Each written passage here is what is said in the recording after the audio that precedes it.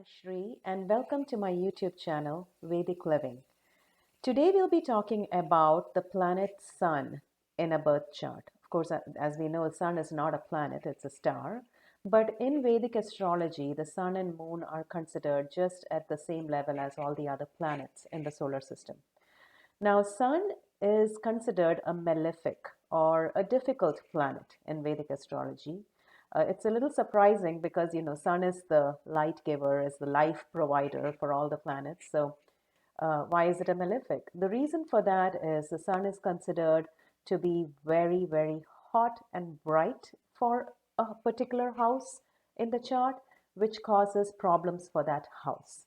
So it's just too much of energy in that house. So while there are some good things when Sun is in certain houses, most of the time it's considered a malefic. And also, not to mention, when the Sun is very close to another planet in your birth chart, that planet becomes combust, which means it loses its ability to do anything good. So the Sun burns its energy, right? And what it stands for. So that's something to remember as well. Now, Sun in the birth chart is the Karaka. It's a natural Karaka for father. So wherever the Sun is in your chart, you can kind of understand how the person's father would have been. And also remember, when you look at the transits every year, the Sun moves through a zodiac sign in a month, right? So 12 signs, 12 months. Um, Sometimes you may have noticed that a certain time in the year is very difficult, like a certain month is very difficult, and that could be because Sun at that point is transiting a difficult house or a difficult sign. So it could be your eighth house. Most of the time it's the eighth house, because Sun transiting through your eighth house can give you less energy and vitality and just drain you. Or it could be your 12th house as well. So that's one more thing to remember. Now, when we think about the Sun in your natal chart, so when you're born, the Sun in different houses, we are going to look at how Sun behaves in each house. Now, if Sun is in the first house, that means at the time you were born, the zodiac sign that was rising on the eastern horizon, so Sun was just rising, right? So that's your rising sign. So Sun was rising.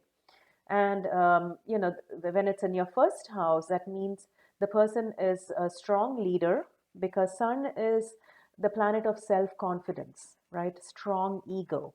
And they do have strong vitality and like physical body, because your first house is, who you are, it's your body. And they love taking charge, like in situations where somebody has to take charge. The Sun in the first house person is the first person to get up and take charge. One of the things that I've also seen is in medical astrology, the first house is your head. So when Sun is in the first house, sometimes you can see people balding early, right? They lose their hair at an early age because that's the first house. And also, they may be very self obsessed, because the first house is yourself. So with Sun in the first house, all you think about is yourself, very self centered, right? Sun in the second house is the house of finances and material wealth. So when Sun is in the second house, you do end up spending more money than you should. It's a lot of expenses. And there may be problems in money coming into your life as well, because remember, Sun is a malefic planet. It's placed in the second house. So those could be some of the things that you see. Sun in the third house typically stands for siblings. So when Sun is in the third house, you could have a difficult relationship with one or more of your siblings. And your sibling could also be, your younger siblings could be very self obsessed as well. But the third house stands for willpower and courage. Sun in the third house gives a person great willpower and courage. So you could be in like a sportsman or something, some kind of activity where you won't give up very easily. You keep trying until you get what you need to get, right? So great willpower, great perseverance and courage. Sun in the fourth house. Fourth house is the natural house that we look to for the mother of the individual. So when Sun is in the fourth house, it could give you a difficult relationship with your mother, right? Or it could also mean that your mother herself is a very overbearing person.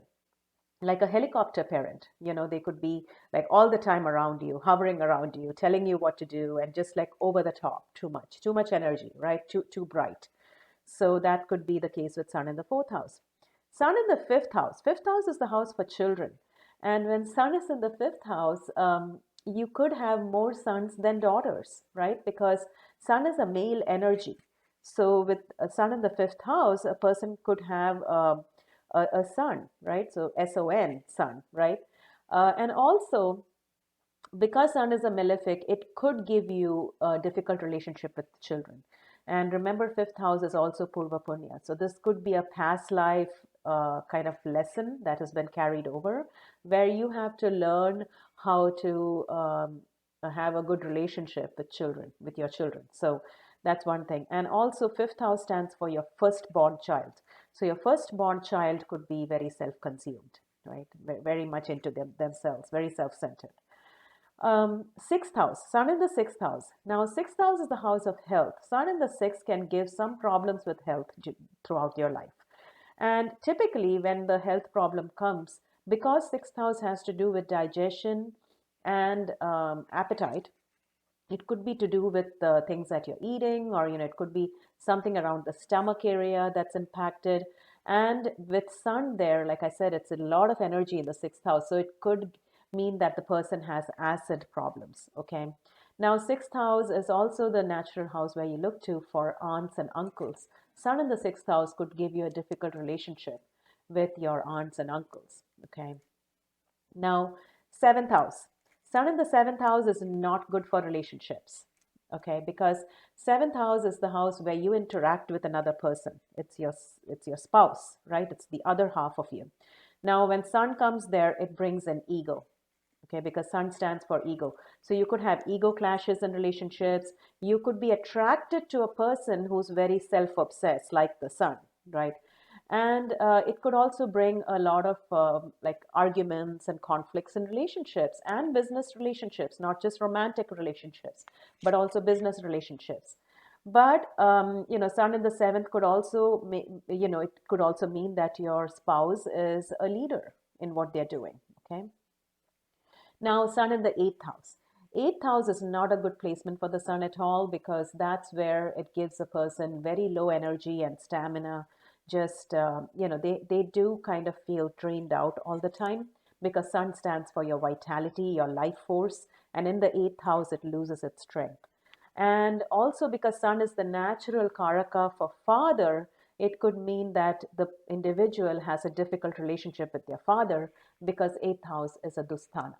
Okay, so there could be something going on there with the relationship with the father. Doesn't necessarily have to be a difficult relationship. It could mean that when this person was growing up, the father was probably working a lot or traveling for work or just not present, right? Ninth house, Sun in the ninth house. Ninth house is the house for father, and Sun is the Karaka for father. So this is like a double whammy right here. So Sun in the ninth house could mean that you have a very overbearing father, a person who is over the top, all the time telling you what to do, and that kind of a thing. But at the same time, it can also mean that your father himself is a leader in what he's doing, like a management position. Okay.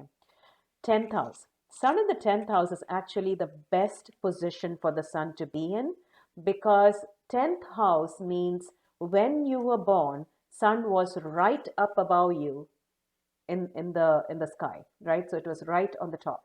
So that means there were no shadows being cast. And being in the 10th house, the sun gets something called Digbala, which means positional strength. So it makes the planet extremely powerful. Sun in the 10th is actually the best position for Sun in the chart. It makes a person a great leader, gives great leadership qualities. Now, 10th house is the house of boss, right? Your management at work. So, Sun in the 10th means you could have a lot of problems with your management at work, but that means that it gives you the ability to open your own business and become your own boss. So, Sun in the 10th is one of the main things we look to see if the person can have their own business. Okay, so that's one very important thing to remember. So it's actually a good position. It gives a person great self-confidence.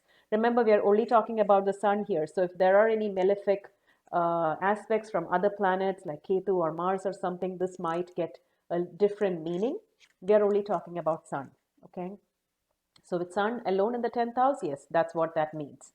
Now, sun in the 11th house. 11th house is the house of great gains. It's the Labhasthana. So that means that sun in the 11th can bring you great gains and money, right? But also 11th house stands for your older sibling. Yeah, okay. So sun in the 11th means you could have issues in the relationship with the older sibling. And also it stands for friends. So you could have friends who are very dominant and who are very outspoken in what they want to do, and you kind of have to follow them along. They're leaders. So that could also be the case. Now, sun in the 12th. Sun in the 12th is a difficult position, okay? While it gives you the ability to travel to foreign lands, because 12th house is foreign lands, it does give you, sometimes it does create a situation where you have to be separated from your children because Sun in the 12th house is the 8th from the 5th. So that means from the 5th house of children, it goes eight houses away. So that can give you a difficulty with your relationship with children. Plus, you may have to be separated from them, maybe because you're traveling a lot. And also, 11th house, sorry, 12th house is places where you're alone, like, rehabs and hospitals and that kind of place, ashrams, meditation kind of places. So sun in the 12th will give you an attraction to places like that, where you are alone. The person would always be kind of, in their thoughts all the time. And it does give great psychic and intuitive powers, though, because the 12th house is the unconscious mind. So with sun in the 12th house, you have great intuitive powers. So you kind of know things before they happen, kind of. Plus, 12th house also rules your sleep and dreams. So sun in the 12th could mean, one, because it's a malefic, that you have problems sleeping. But when you do, you can have dreams which are almost prophetic in nature. Like you can have that psychic thing coming out. Okay. So that is the sun in every house of the birth chart. Of course, these are just the highlights. A lot more meanings to this, but and like I said, if there are other planets aspecting it, or in the same house with the sun, the meaning might change. But that's what I wanted to talk to you about in this video. Thank you very much.